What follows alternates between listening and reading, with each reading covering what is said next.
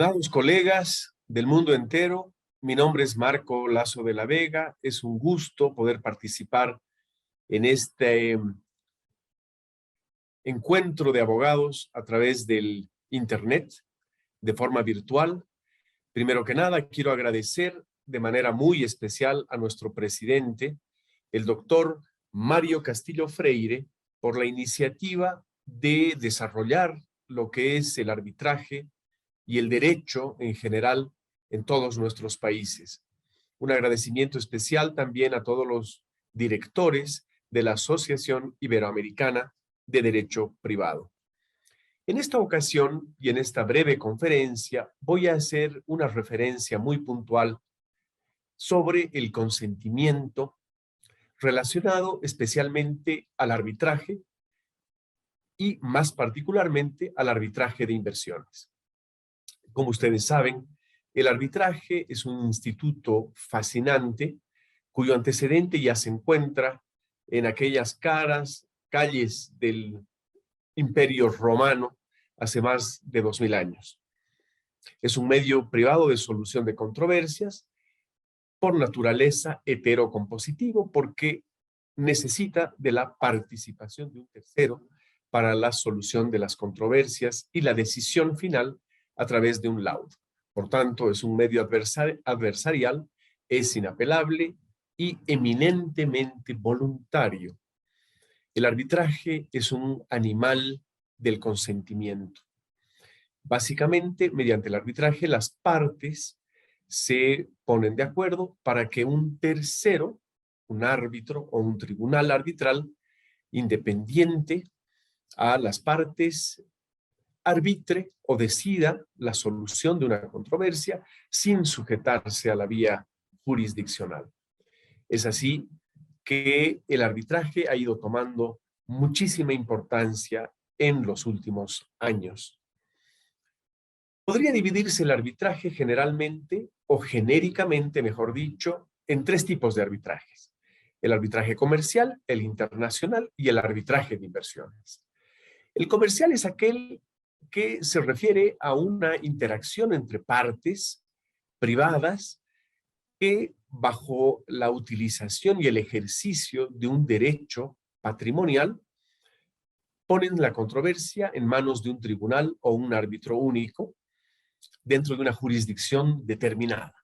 Arbitrajes comerciales, por ejemplo, en la República del Perú, sometidos a la sede y a la ley concretas del Perú. El arbitraje internacional, en cambio, se relaciona a aquellas controversias en las cuales una o las dos partes tienen elementos fuera del Estado donde se llevará a cabo el arbitraje. La ejecución del contrato, la suscripción del contrato o la nacionalidad de las partes, dependiendo de aquello que las una a estas partes en controversia. Y el tercer arbitraje es el arbitraje de inversiones. Es aquel arbitraje que trata de aquellas controversias entre el Estado receptor de la inversión y el inversor extranjero.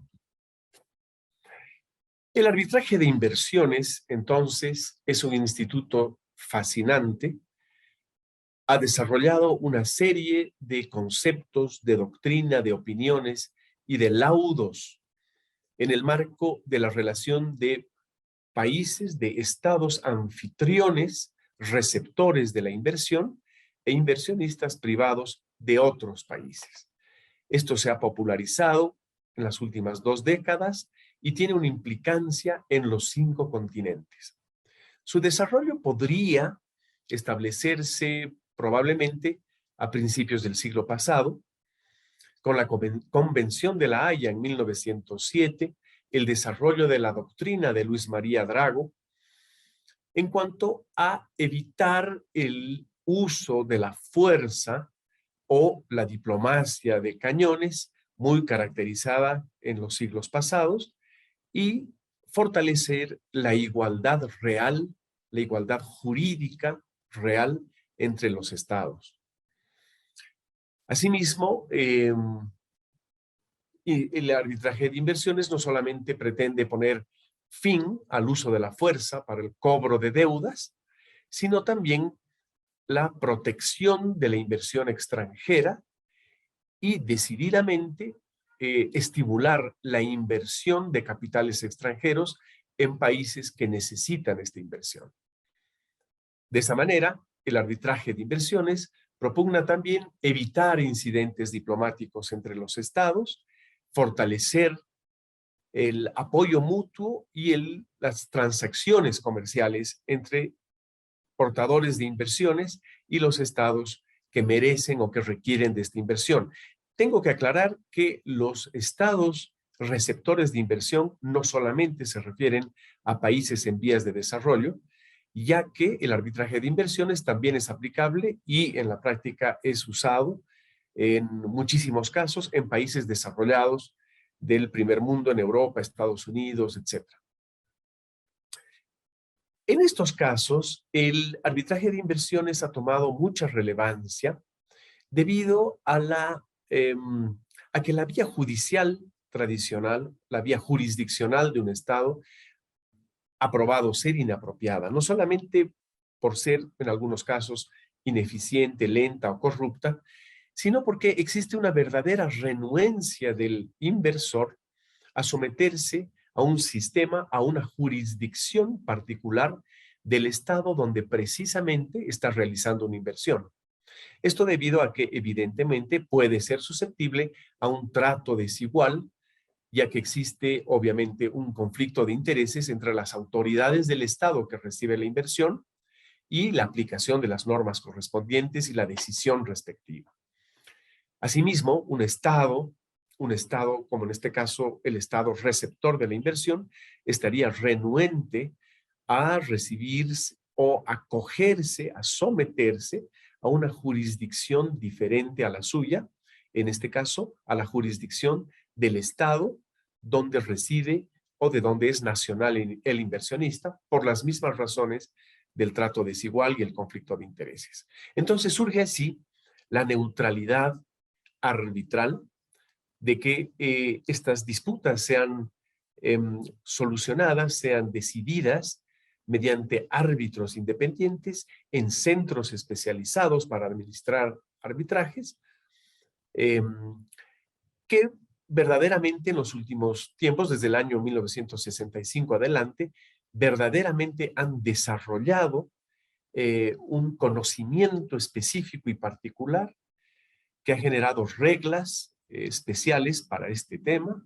ha desarrollado a través del tiempo laudos icónicos a través de una doctrina, entre paréntesis y entre comillas, jurisdicción arbitral, que ha servido para canalizar una serie de interpretaciones y de corrientes jurídicas para la solución de este tipo de controversias. Es interesante anotar además que el arbitraje de inversiones ha producido una interacción verdadera de diversos sistemas jurídicos. Ha generado además la especialización de abogados, árbitros y centros a través del mundo. Los organismos en el arbitraje de inversiones más interesantes y relevantes hasta la fecha podrían resumirse en los siguientes: la Comisión Interamericana de Arbitraje Comercial, la Cámara de Comercio Internacional, el Centro Internacional de Arreglo de Diferencias Relativas a Inversiones, conocido más popularmente como CIADI, y la Corte de Londres para el arbitraje internacional. Es así, pues, que mediante la voluntad de las partes, en este caso el inversionista o los estados, deciden someterse a un arbitraje internacional de inversión, eligiendo los árbitros, eligiendo la norma aplicable, eligiendo el procedimiento, el idioma, el lugar, etcétera, etcétera. Existen ciertas características del arbitraje internacional, pero no voy a profundizarlas debido a que quiero hablar más apropiadamente sobre el consentimiento en este tipo de arbitrajes, pero sí es importante anotar que para que la naturaleza misma del arbitraje de inversión, el para qué de este sistema, se fundamenta básicamente en la posibilidad de que el inversor extranjero demande al Estado anfitrión, al Estado que ha recibido la inversión. De esa manera se caracteriza en constituirse este tipo de arbitraje en una garantía para el inversor extranjero, quien, en caso de una disputa relacionada a su inversión, tendrá acceso a estos árbitros independientes y calificados que resolverán la disputa y otorgarán un laudo inapelable que pueda ser ejecutado de manera pronta. Asimismo, como habíamos anotado anteriormente, impide o permite que se eludan, que se eviten las jurisdicciones nacionales que podrían estar sesgadas y carentes de independencia. Sobre todo, lo interesante de este sistema de arbitraje es que ha podido desarrollar en las últimas décadas diferentes estándares de protección a favor del inversionista, según los tratados y según los acuerdos a los que hayan llegado los estados o los inversionistas con los estados receptores. Evidentemente, para que este sistema funcione, tanto el inversionista como el estado receptor de la inversión deben dar un consentimiento inequívoco, expreso y claro de someterse al arbitraje. Es importante anotar también que en el arbitraje de inversiones interactúan múltiples jurisdicciones y sistemas jurídicos.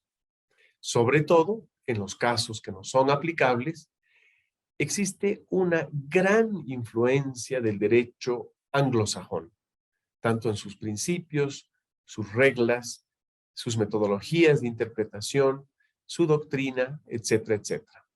Debido a que principalmente el sistema del arbitraje de inversiones ha surgido en países que pretendían básicamente proteger a los inversionistas de sus países en otros países como los nuestros.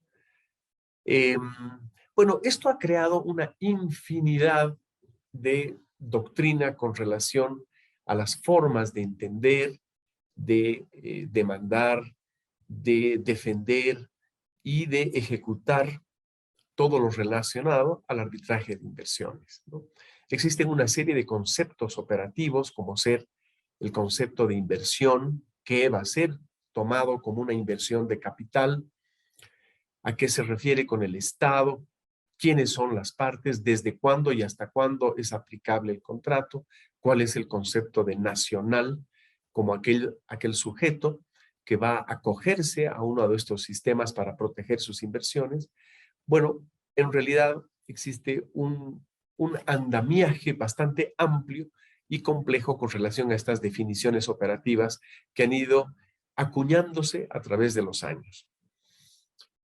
Asimismo, existe todo un sistema que se ha desarrollado sobre las reglas de interpretación, los exámenes o tests que deben aplicarse para cumplir, para aplicar y para interpretar ciertos conceptos muy específicos relacionados a este tipo de arbitraje. Estos estándares de protección al inversionista dependen eminentemente de los acuerdos concretados específicamente entre las partes, ¿no? Podría decirse que las protecciones más comunes con relación al volumen más significativo de laudos en lo que atañe a nuestra relación internacional se refieren básicamente a los estándares de trato nacional, trato de nación más favorecida, trato justo y equitativo, medidas arbitrarias o discriminatorias, la libertad para transferir fondos y, evidentemente, y sobre todo, aquellas medidas de expropiación, nacionalización o medidas equiparables. Todo esto para desarrollar un sistema de protección cuyo fin es promover, en caso de que se hayan violado estos estándares de protección, la indemnización de daños y perjuicios correspondientes, ¿no?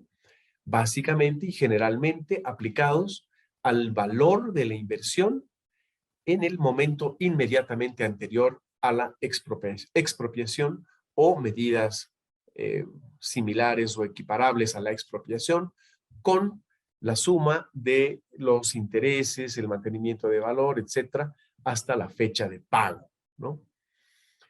Bueno, concretamente, ahondando ahora en el consentimiento de las partes para perfeccionar un arbitraje de inversiones, quiero decirles que este es un elemento angular, primordial y básico para promover o solicitar un arbitraje de inversiones, obviamente.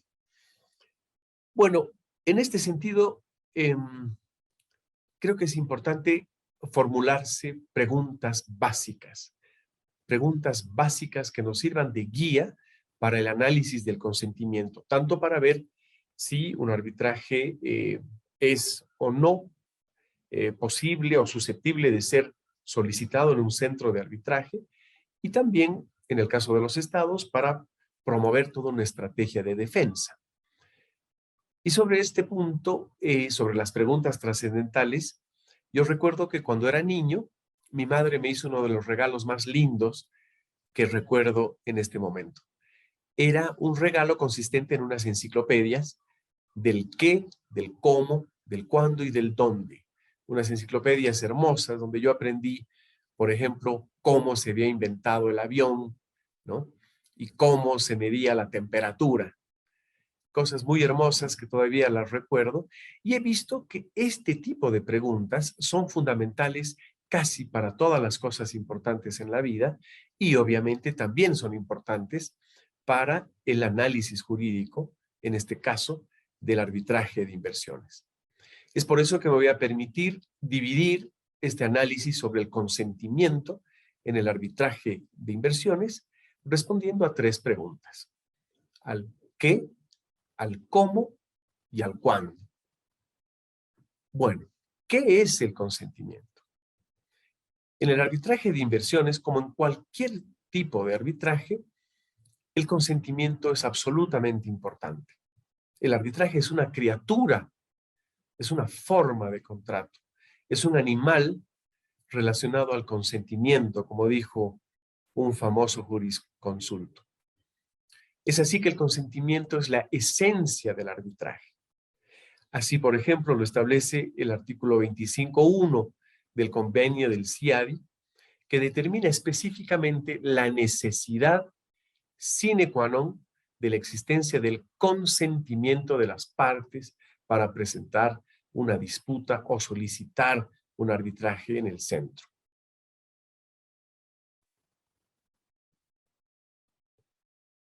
El consentimiento es, pues, la manifestación inequívoca de someter disputas a un arbitraje.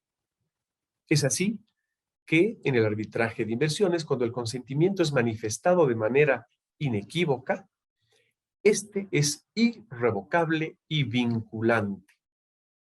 De esa manera no puede ser retirado de manera unilateral. Número 2, la pregunta del cómo. ¿Cómo se da el consentimiento? Esta probablemente es la pregunta más importante, porque se refiere a la forma de manifestar el consentimiento, y la forma en el esquema jurídico es absolutamente importante para la validez del mismo, ¿no? Y de esa manera, como ustedes saben, el consentimiento entre privados, entre las relaciones privadas, por ejemplo, entre personas o empresas, es muy amplio y tiene diferentes formas de manifestarse. Puede ser implícito, puede ser tácito, no solamente expreso o escrito. Eso no ocurre en el arbitraje, y menos aún en el arbitraje de inversiones, porque existe una formalidad, existe un formalismo muy importante, sobre todo por el hecho de que un Estado, dentro de su imperium, dentro de su poder absoluto, en su territorio, abdica la jurisdicción que le es atribuible de manera total dentro de su territorio a favor de un tercero. O sea, se decide someterse a la decisión de un tercero, como puede ser, por ejemplo, el CIADI. Este consentimiento, entonces, tiene que ser solemne, expreso, y como en todo tipo de arbitraje, obviamente tiene que manifestarse por escrito. Pero en el caso de los estados también cumple una serie de formalidades. La forma es fundamental. Debe, por ejemplo, cumplir con formalidades internas dentro del estado y formalidades bilaterales con el otro estado suscriptor. Por ejemplo, dentro de las internas existe la ratificación en la mayoría de los países iberoamericanos, esta ratificación de un tratado bilateral o multilateral, por ejemplo, se verifica a través de una ley, ¿no? Asimismo, tienen que cumplirse una serie de legislaciones, dependiendo del estado al que corresponda, y obviamente todo el andamiaje constitucional del estado que decide someterse a un arbitraje internacional. Asimismo, existen una serie de formalidades bilaterales con el otro país o con el organismo multilateral que, por ejemplo, se relaciona al canjeo de instrumentos entre estados.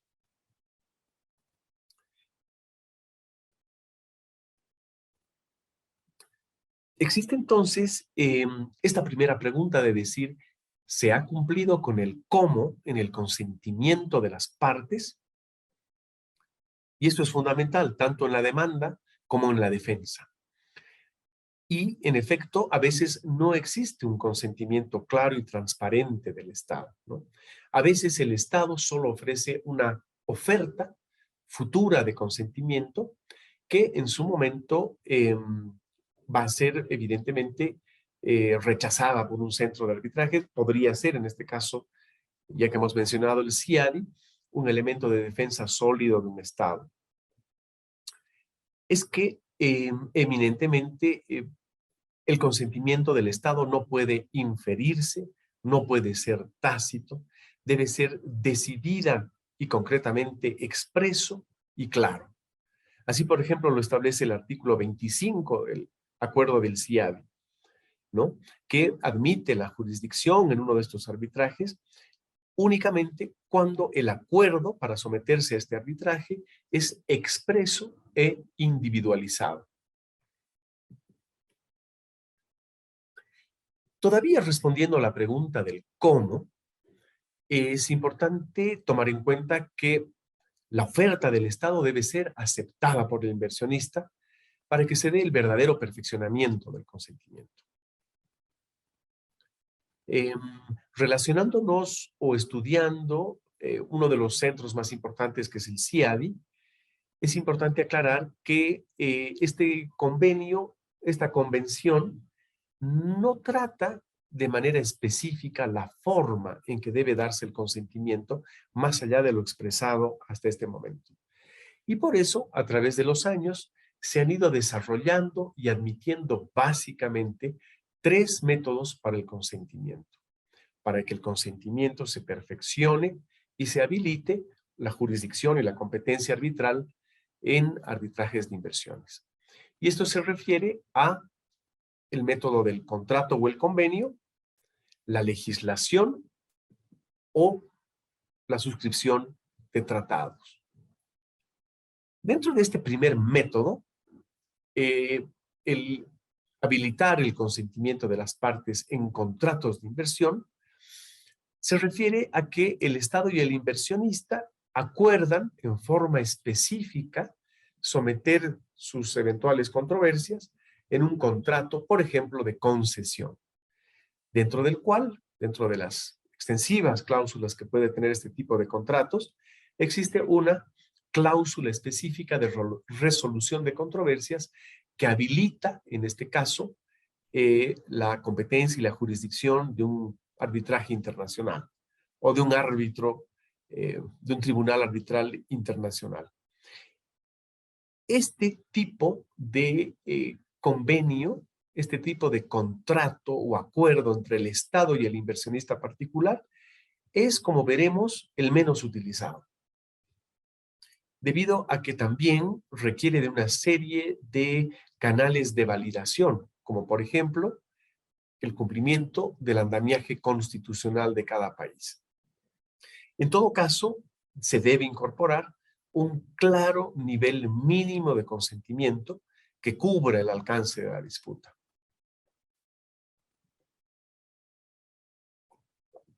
Sobre este tema en particular, es importante anotar que en la práctica, debido a que esta forma de consentimiento ha sido ampliamente aprobada, no es necesario que todos los acuerdos de arbitraje se encuentren en un mismo documento. Muchos tribunales arbitrales han aprobado el consentimiento contenido en acuerdos separados, pero obviamente relacionados a la causa, relacionados al objeto, al estado receptor y al inversionista. De esta manera, se ha privilegiado más el fondo que la forma en el consentimiento, pero siempre tomando en cuenta que ha existido en alguno de estos documentos conexos la voluntad expresa y escrita de someterse al arbitraje. En este caso, la voluntad del estado receptor de la inversión. La segunda forma de hacer el cómo, de cumplir el cómo manifestar el consentimiento, se refiere a la legislación del estado receptor. El mismo acepta a priori la jurisdicción y competencia de un centro de arbitraje internacional, ¿no? Por ejemplo, en una ley de inversiones, por ejemplo, en un código de minería, por ejemplo, en la ley correspondiente de conciliación y arbitraje del Estado. Y con relación a esto, sobre la base de esta legislación establecida previamente, las partes pueden encontrarse y pueden verse atadas a una ligación en un arbitraje internacional. Siempre y cuando que el lenguaje establecido en la legislación no sea ambiguo y no sea susceptible de interpretación, ¿no?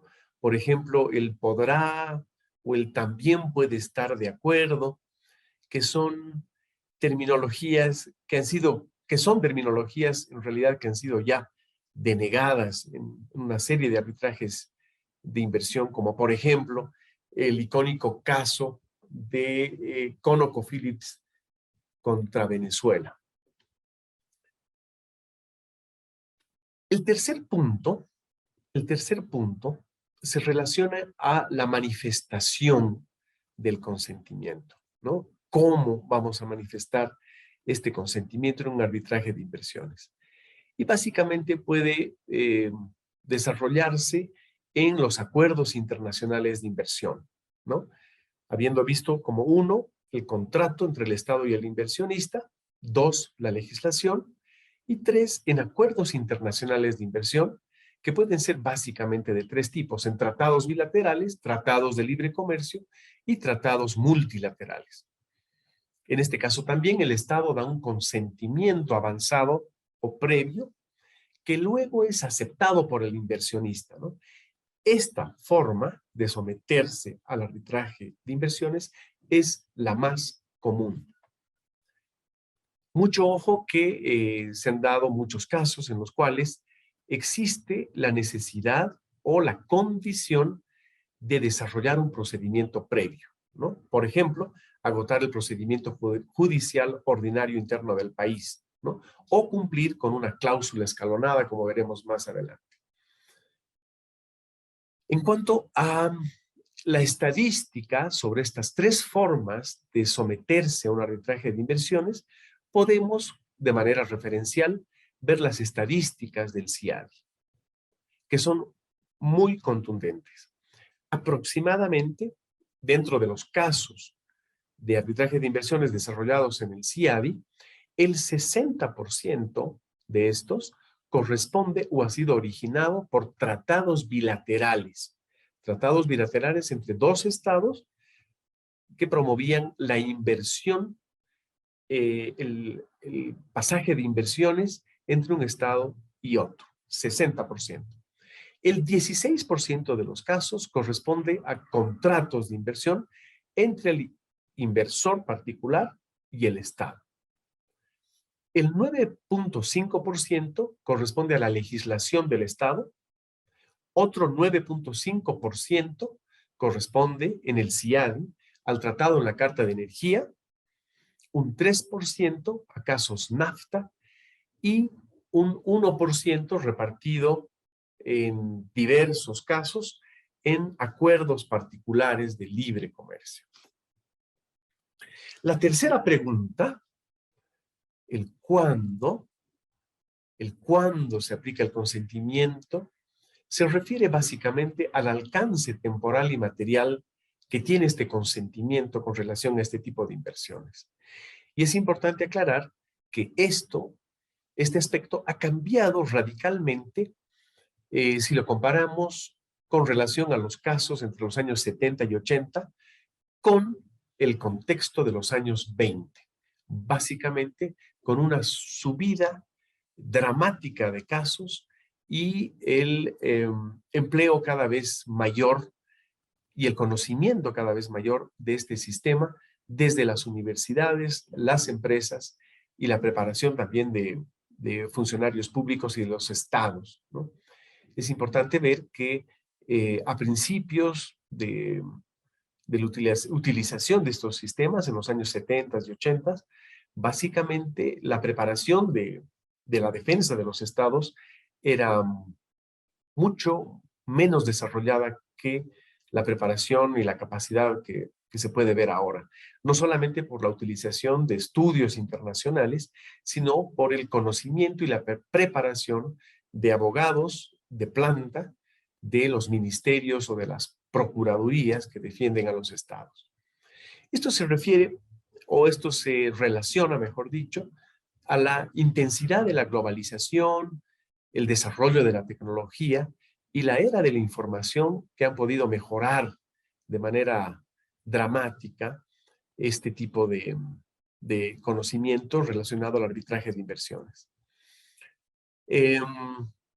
Dentro de la pregunta ¿cuándo se aplica el consentimiento? También es importante pensar que de acuerdo a la legislación, al contrato particular o al tratado, existen tiempos escalonados de la aplicación del arbitraje, ¿no? Por ejemplo, muchos de estos acuerdos establecen un periodo previo de negociación, ¿no? Por ejemplo, negociación entre las partes que debe ser verificada de manera escrita y que tienen un tiempo generalmente de 6 meses para que las partes puedan llegar a un entendimiento, ¿no?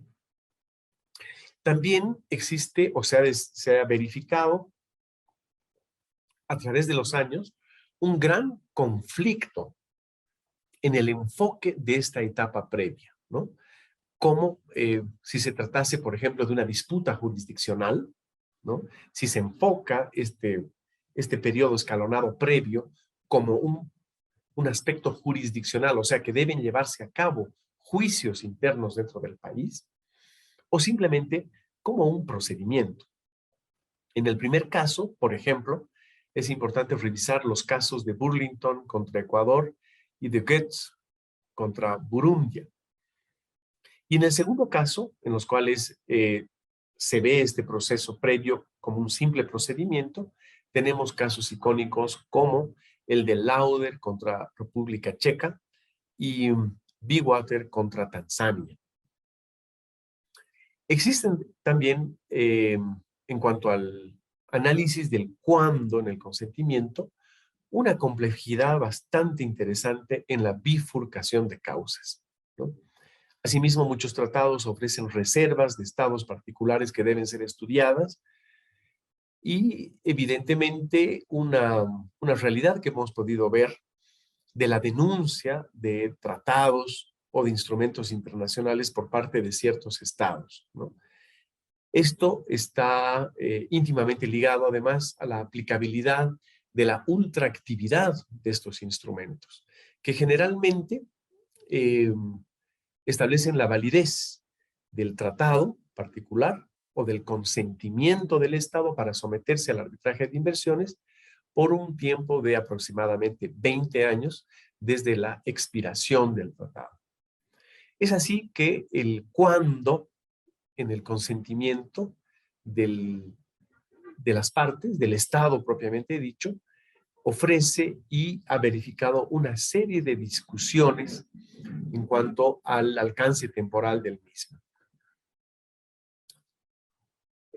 Sobre este particular, por ejemplo, el artículo 26 del CIADI especifica que no deberían agotarse, no deberían realizarse procedimientos internos a no ser que estén expresamente especificados en el consentimiento que dan las partes para someterse al centro, ¿no?